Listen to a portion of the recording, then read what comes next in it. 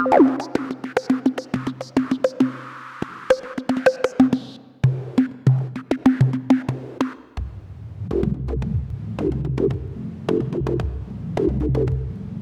name is Tom Holkenborg.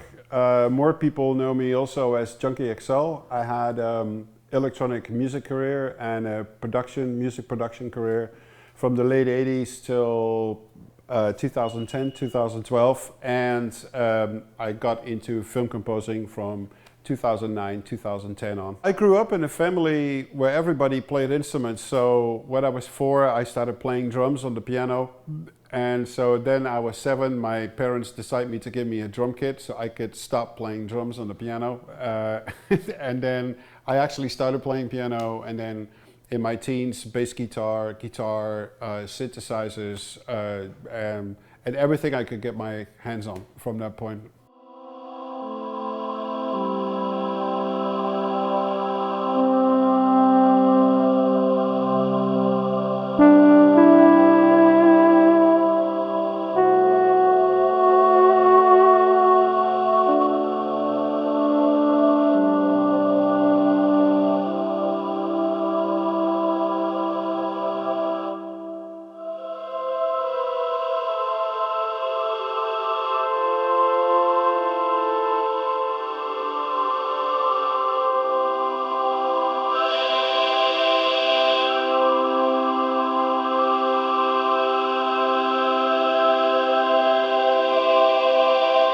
Well, what I found really great is that the first time that I played this thing, and this was like NAMM last year, right? Or NAMM this year, where you guys were in this small hotel room, and I came up there, and you had a prototype of this instrument, how this was going to work out. And the idea that you can control the pitch, that you can control extra controllers while you're playing, I think is really great and very expressive. And it's incredible. One of the patches that I played with is just a saw wave with a filter on it, and it feels so natural to do it on a keyboard like that. The other example that I had a lot of fun with is the presets that you guys made with the percussion instrument, where you have all these different iterations of sounds with percussion in combination with the pedal. And later, when all these controllers are done on the left side, you could add even more expressiveness to it. So I find this a very incredible, motivating instrument to play with.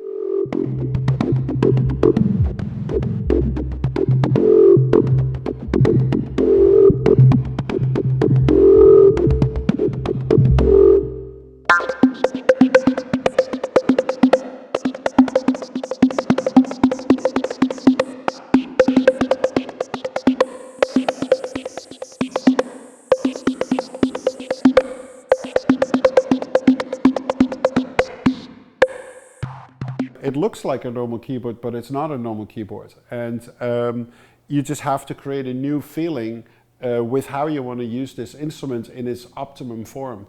And so that I find very great what you guys did with it. And I had the same with the Touche. You know, it's a completely different approach to what a MIDI controller is. But once you get physical with it, and that's what it is, it needs to be a physical experience where you really feel how you can blend into that, which is so different with some of the other MIDI controllers out there that feel somewhat unnatural. This is like right where the keyboard is. This is right how you play it, and you can just express what you want to play while you're playing it, and I think that's really great about it. There's some patches where you only need to touch the keys and something is already going to start. Once you understand what it can do, and once your hands get used to it, what it can do, then the world just opens up to a whole set of new parameters. And I find that very fascinating. I could see multiple uses for this instrument in my setup. One is everything that's sound design related, because there's so many ways of controlling extra parameters in the sound design instruments where you can really almost look at a scene for film composing, and you press your keys and you actually perform for what's happening on screen. Secondly is to create synthesizer sounds, but you want you want to make them feel as if they were really organic. Kind of what I said earlier with the saw wave and the reverb. It almost sounds like a duduk. And what makes it feel like a duduk is not necessarily the audio at first, because you're just like, oh yeah, but that's a synthesizer sound.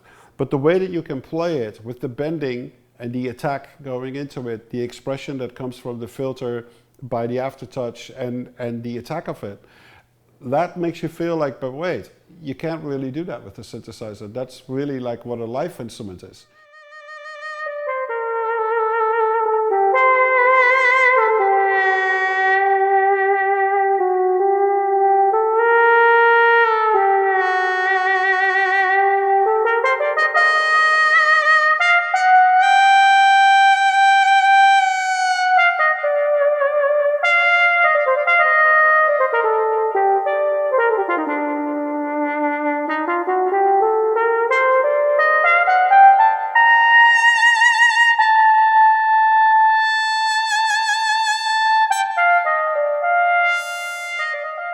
I found the percussion one super compelling, because that creates so many complicated colors at the same time while you're playing. The combination of velocity, pitch bend, aftertouch, holding the note while the other ones keep playing, and sustain pedal. Normally you would not be able to do that. You would have to program something and then automate like multiple parameters on multiple plugins at the same time, do it one by one until you get something like that. And this is like instantly under your fingertips and you get that result. I would love to see how this potentially is going to play out with like existing sample arrays out there, like a solo violin or a solo cello, like what you can do with this keyboard, rerouting certain controllers so you can get more expressiveness out of using a sample array with this keyboard.